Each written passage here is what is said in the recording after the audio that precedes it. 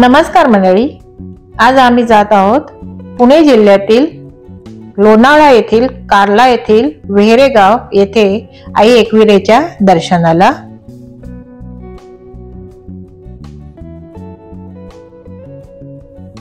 आम्ही सकाळी 5 वाजता घरातून निघालेलो आहोत प्रवासासाठी आणि हा Mumbai Pune highway express highway आहे। इथे टोल नाका संपल्यावर एक फूड कोर्ट आहे। फूड कोर्ट वर आम्ही आता ब्रेकफास्ट केला, नाश्ता केला आणि आता आम्ही परत पुन्हा लोणावळ्याकडे निघालेलो आहोत। तर मंडळी, आम्ही फायनली एकविराईच्या मंदिराजवळ पायथ्याशी पोचलो आणि पायथ्याशीच एकविराईचं शक्तीपीठ पायथा मंदिर आहे आणि ह्या मंदिराच्याच बाजूला गड चढण्यासाठी पायऱ्या आहेत। त्या सीडीने पायरीने आपण 500 पायऱ्या आहेत, त्याने आपण वर जाऊ शकता आणि अर्ध्यापर्यंत ऑटो रिक्षा जाते। तर हे पायथा मंदिर आहे आणि इथून ह्या पायथा मंदिराच्या बाजूनेच कडेनेच असं हे पायरी गड चढण्यास सुरुवात होते।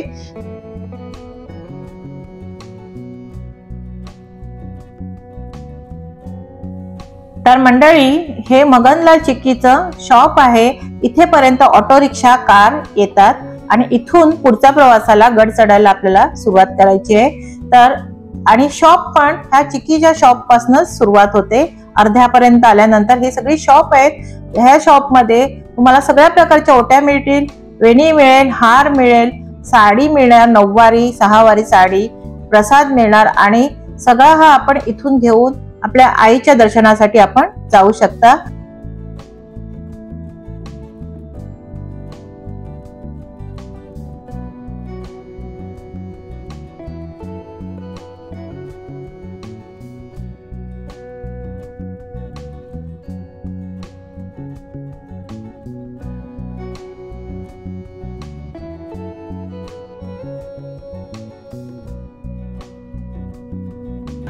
तर मंडळी, पायरी चढता चढता आपल्याला लिंबू सरबताचे स्टॉल, उसाचा रस, काकडी कापलेली, कैरी कापलेली, शेंगदाणे उकडलेले, भुईमुगाच्या शेंगा असतात त्या उकडलेल्या, असे सगळे स्टॉल मध्ये मध्ये आपल्याला पाहायला मिळतात।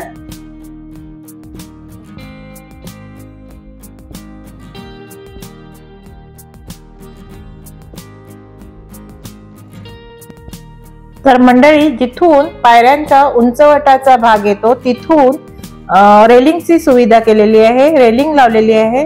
पायरीच्या मध्यभागी अशी रेलिंग लावलेली आहे, म्हणजे भाविकांना गड चढायला एकदम सोयीस्कर जातं। तर मंडळी, काही भाविक जेवणाचं साहित्य सगळं डोकीवर घेऊन वर जाऊन जेवण बनवतात। काहींचा नवस असतो, त्या नवसाला पावणारी देवी म्हणून हा आई एकविरेला संबोधले जाते। आई एकविरा ही आगरी कोळी आणि बऱ्याच समाजाची ही कुलदेवता आहे। कार्ल्याची लेणी पाहण्यासाठी आणि एकविराईच्या दर्शनासाठी अनेक राज्यातून दूरवरून लोक हे दर्शनासाठी येत असतात।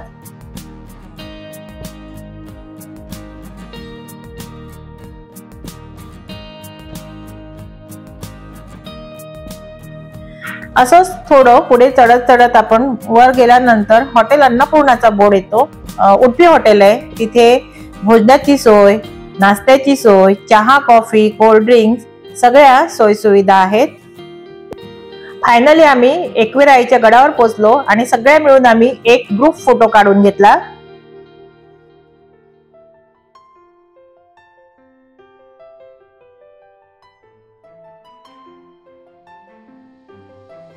तर मंडळी, गड चढल्या चढल्या समोर आपल्या दृष्टीस पडतात ऐतिहासिक अशी प्राचीन कालीन कार्ला लेणी। आई एकविरेच्या मंदिराच्या डाव्या बाजूला ही लेणी आहेत आणि संपूर्ण आईच्या मंदिराचा परिसर हा डोंगरामध्ये व्यापलेला आहे। आईची ओटी भरण्यासाठी मी घरूनच आईला साडी, काठापदराची साडी, वेणी, हार, नारळ, ओटीचं सामान सगळं मी घेऊन आले होते आणि हे घेऊन मी दर्शनाच्या रांगेमध्ये उभे राहिले। दर्शनाच्या रांगेत उभे राहिल्यानंतर 15 ते 20 मिनिटांत आमचं दर्शन झालं। सुट्टीच्या दिवशी भाविकांची प्रचंड गर्दी असते।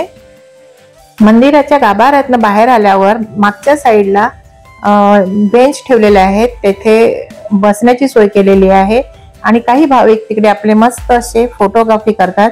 मंदिराच्या गाभाऱ्यात आपल्याला फोटोग्राफी अलाउड नाहीये, त्यामुळे मंदिरातनं बाहेर पडूनच सगळे फोटो काढत असतात। तर हे माझे फॅमिली मेंबर आमच्या सोबत आमचा हा ग्रुप आलेला आहे आणि सगळ्यांचं मस्त असं व्यवस्थित दर्शन झालेलं आहे।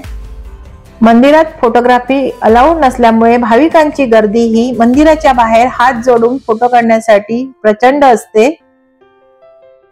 मंदिराच्या बाहेर मोठा प्रोजेक्टर लावलेला आहे, त्यावरच आई माऊलीचे लाईव्ह दर्शन आपल्याला मिळतं।